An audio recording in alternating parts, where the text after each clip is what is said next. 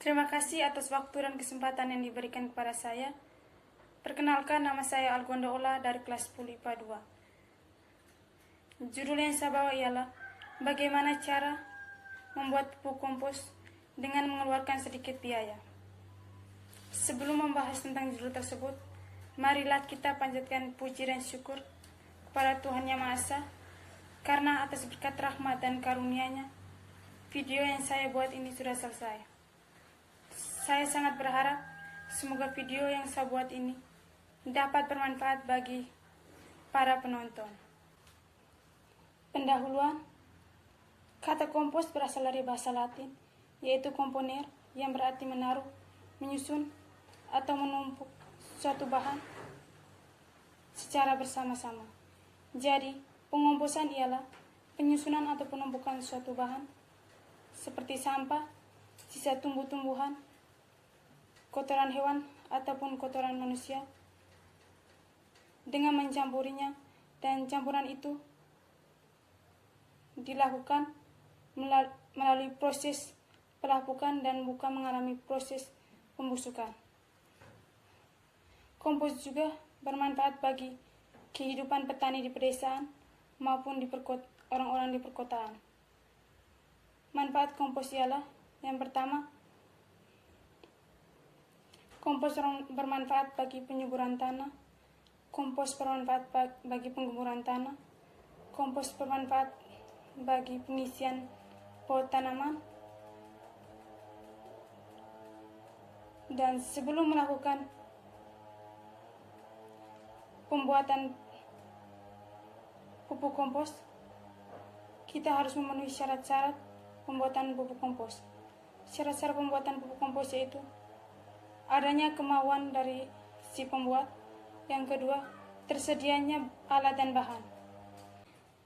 Penutup kesimpulan, pengomposan ialah penyusunan atau penumpukan suatu bahan seperti tanah, sampah, sisa tumbuh-tumbuhan, dan kotoran hewan ataupun kotoran manusia, sehingga merupakan satu campuran, dan campuran tersebut mengalami proses pelapukan, bukan mengalami pembusukan.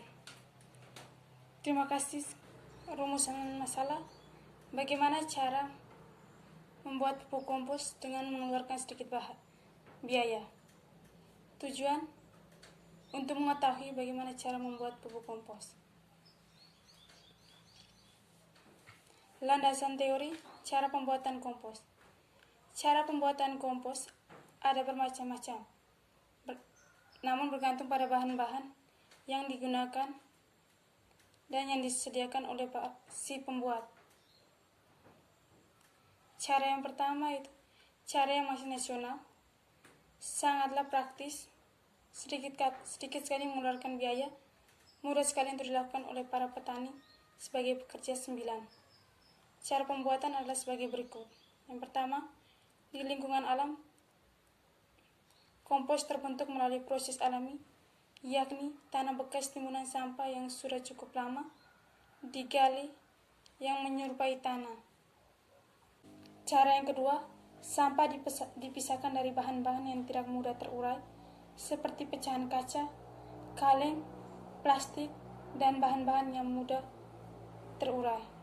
Cara ketiga, tanah sampah yang menyerupai tanah dijemur sampai kering, dan setelah kering disaring. Cara keempat, tanah hasil ayakan ditambah belerang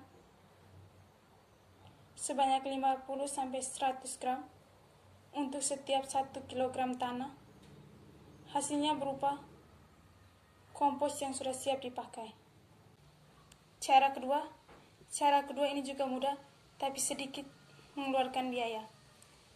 Cara pembuatan kompos adalah sebagai berikut. Bahan yang digunakan seperti jerami padi dan jerami jagung dipotong-potong sepanjang 10-25 cm. Buat tempat gundukan, bahan-bahannya terbuat dari papan, bambu, atau semen.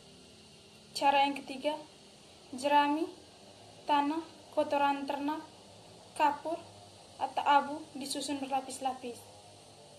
Cara keempat, jika perlu urea ditambahkan pada campuran potongan jerami, kotoran ternak, dan air tersebut. Setelah bahan-bahan selesai ditumpukan, hanya bagian sisa dan di atasnya ditutup dengan anyaman bambu atau plastik yang dilubangi.